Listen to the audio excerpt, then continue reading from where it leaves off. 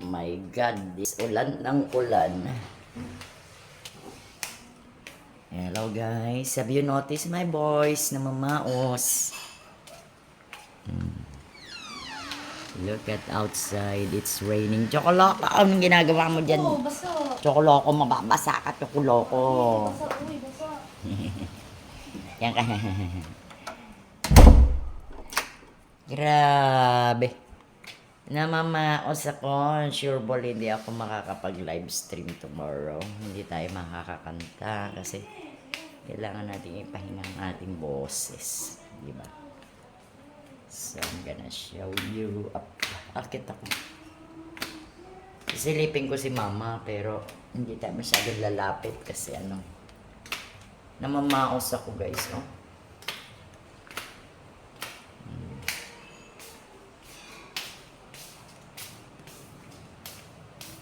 Ma? Tulog ka? Ma? Tulog ka? Okay na.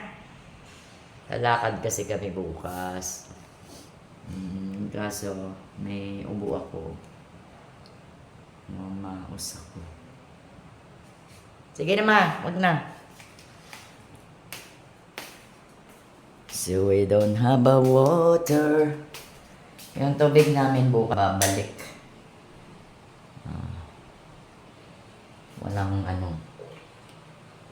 Walang katulo-tulo, may gulay.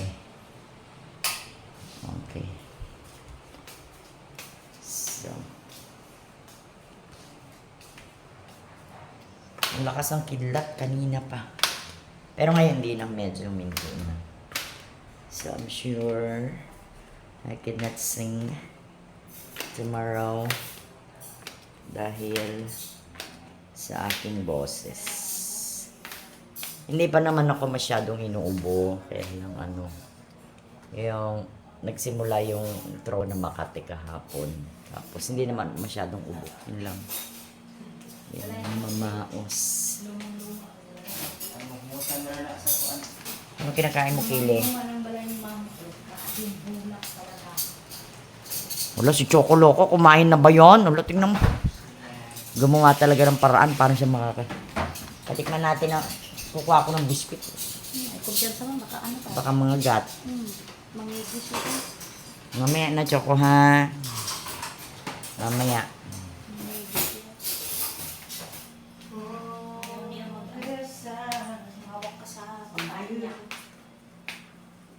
Anong ulam natin? Bumili sila ng mailuluto.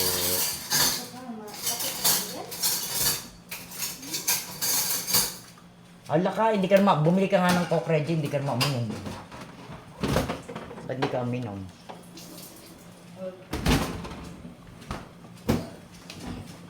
Hindi ko na makita saan ko nilagay mga... Takot yan sa ulan. Hoy, ano yan? Takot siya sa kidlat, guys. Yep.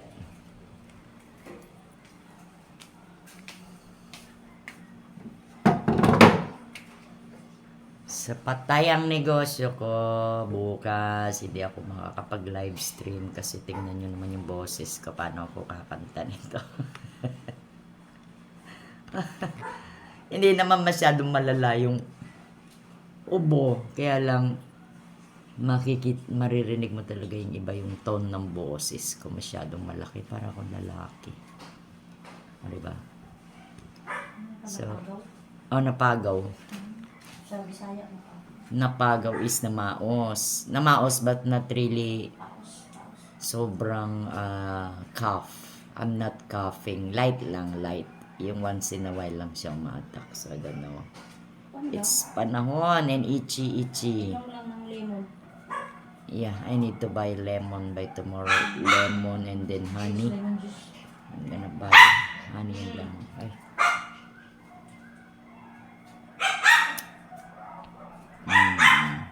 Ay, ako isusulat ko yun. Baka makalimutan ko yung honey at lemon. Yeah, so that is the ganap for today. I don't have much ganap. Pero naglabas ng baboy ka, Reggie. Anong gagawin mo dyan sa baboy? Tingnan natin, naglabas siya ng baboy. Pero baka, ano kayong bibili ni Biboy? Baka manok.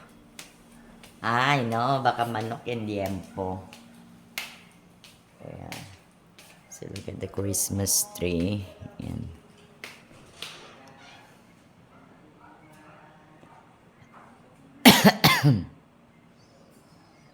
Yeah. A bit ulan-ulan. So tomorrow, sa anong lakad namin bukas? Tomorrow, meron kaming pupuntahan. So bukas kasi yung ano ni Mama.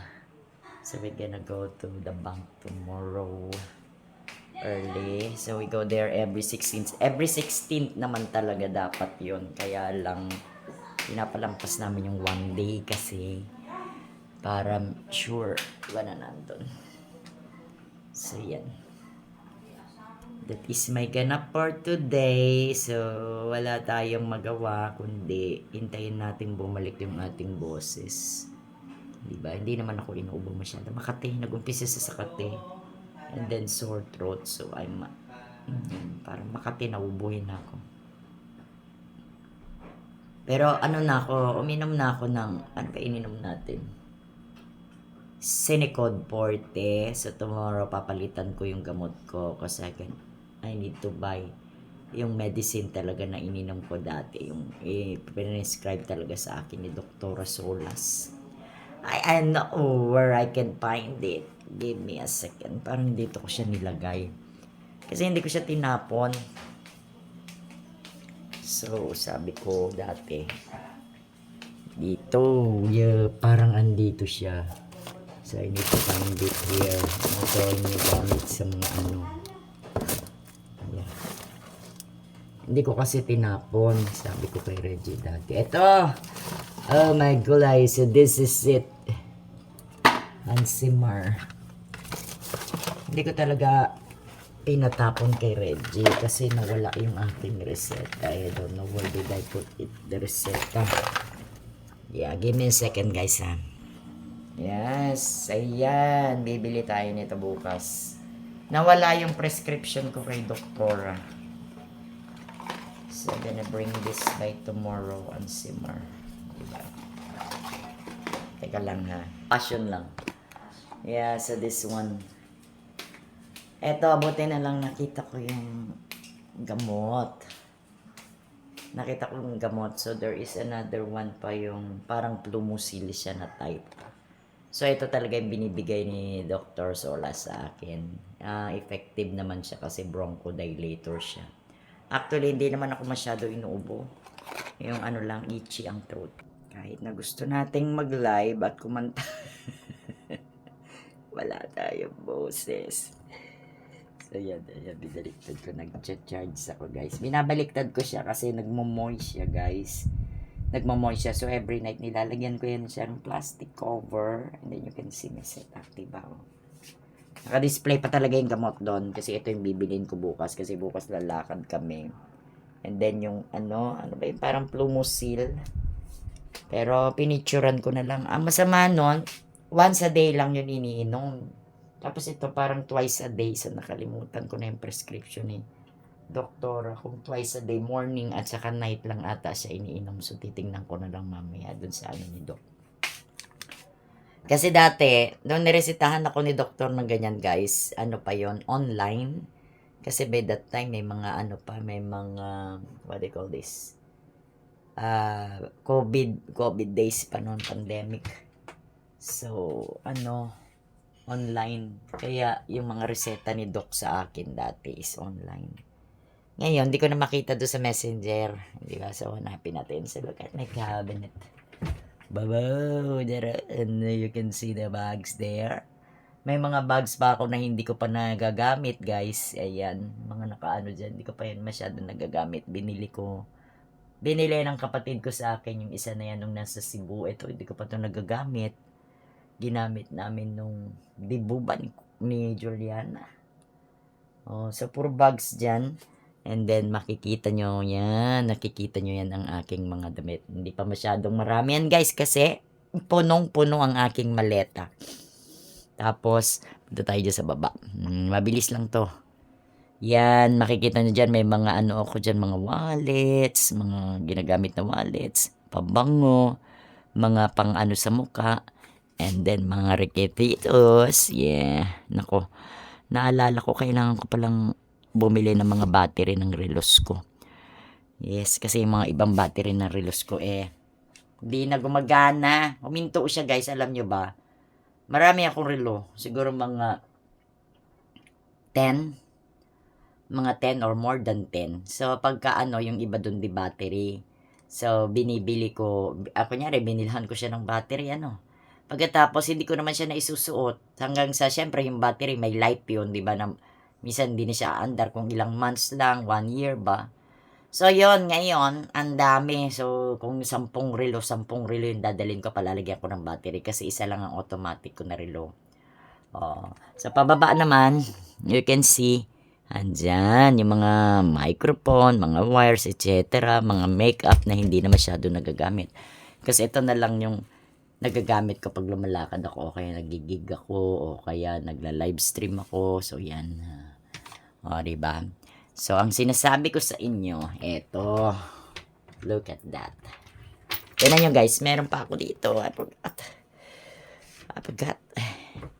Oh, ayan. May mga, ito, hindi ko pa ito nagagamit. Ito, Louis Vuitton, galing sa Hong Kong. Ito, hindi ko pa din siya nagamit. Parang isang beses lang. And then this one, oh, marami tayo dyan. And then yung mga sombrero natin. Mga wires, pagka kung sakaling magloko yung mga wires na gamit ko nito. So, may pamalit tayo. Ito, belt. Nabili ko tong belt, hindi ko pa siya nagagamit. So, yan. Oh, you see that? And then, sa gilid, may bag pa tayo. Ayan. Oh, yan. Papalit-palit lang kasi wala na akong malagyan guys. Puno na eh. Oh, you can see that. And then, there's another one here. Ito pang beach na bag. O, diba? O, yan. Ito yung sinasabi ko. This suitcase, punong-puno pa yun ng damit. And then, there's another one pa dyan, na punong-puno pa rin yan ng mga damit ko kasi nga hindi na siya magkasya dito sa cabinet. So, naka-ready lang yon pag in case na babiyahe ka, mag-abroad ka, pupunta ka sa America, punta ka sa Japan, punta ka sa nakakatawa, punta ka sa Japan, punta ka sa America, punta ka sa UK. O, diba, at least, naka-ready na yung gamit mo. Sorry about that, guys, ha. Makati talaga yung throat ko. So, teka. So, yan. Medyo naubo ako, kaya ipinost ko ng sandali. So, yon, naka-ready talaga yung aking bag para in case na, kunyari, pupunta ka sa Iraq. O, diba? I'm just kidding, guys. Ayan. So, dito sa bed na ito sa baba. Ano to, double-decker bed. Nung nandito yung pamangkin ko, ang dami namang kwarto doon sa kabilang bahay. Pero gusto niya dito matulog kasi there was a time na may lumabas na uong doon sa doon sa hagdanan. So, magmula noon, alam mo naman yung bata matatakutin, dito siya natulog nung nagbakasyon yung pamangkin ko from Cebu. So, dyan siya sa taas. Ako naman dito sa baba. Pero parang sa akin kasi mas komportable kasi ako na nasa taas, hindi ba? Kasi nandito sa baba. Ang gusto ko kasi sa room guys, yung maliit lang. Maliit lang talaga. Ayoko ng malaki, ayoko ng may space. Kasi pag may space, magigising ako sa gabi, mag-imagine ako, baka may makita ka, di ba? Buyag, di ba? Gusto ko yung maliit lang, di ba? Yung kitang-kita mo. Tapos, nagdi-dim light ako. So, dati ang ginagamit ko, mini speaker, mga ganun. Pero mamayang gabi, itong gagamitin natin. The mini speaker there. Can you see that? Yan ang gagamitin natin. Ito. Bago ko to nilagay, guys. Minsan sabi nila, maganda daw pag kumakanta ka, syempre may ganito. Kasi para maganda yung ano ng boses mo. Kaya lang, paano naman tayo kakanta? Wala nga akong boses. Naubos. Hindi naubos yung boses ko dahil sa kakakanta, guys. It's just because uso ang cough at saka colds. Yung weather kasi dito sa amin, ulan na ulan. So, season ng cough and flu ngayon. So, yan. Yun ang ating lalamunan ko. Wala pa naman inuubo dito yung pamangkin ko lang lalaki, estudyante kasi yun. So, lumalabas. So, yun. Siya ang unang inubo. Siyempre, ang ubo is airborne. So, tinira ko na siya kagad ng ano pa yun, Senecod. But bukas, bili tayo ng ganito. Buti na lang talaga, hindi ko siya naitapon. Yan, so thank you. Hindi ko siya naitapon. Tapos yung Plumosil, yan lang muna iinumin natin. Sino to? Ay, merong mga naka-live yung ating mga kasama sa TikTok. Kaya hindi naman ako makakanta guys eh. Siguro mag-aano na lang ako audio live. Audio live tapos chika-chika lang kasi hindi tayo makakanta. So thank you. Thank you everyone for the support. Thank you po. Wow, may nakilala ako kagabi. Anong pangalan niya? Basta mabait siya. Tapos every Friday daw siya nagla-live. So pinalo din ako ng mga friend niya doon. And then pinalo ko din sila. So hope to see you on Friday. Na I hope may boses na ako by Friday, di ba? Pero mag-entry ako bukas at least dun sa ACKI. 3 songs lang naman. So yan, mag-entry pa rin tayo bukas kahit na bukas na ng gabi kasi may lakad kami bukas ng umaga. So once again, this is Bright Pinay. Thank you sa ating mga supporters, sa mga subscribers, sa mga viewers. I love you guys. Salamat. See you on my next vlog.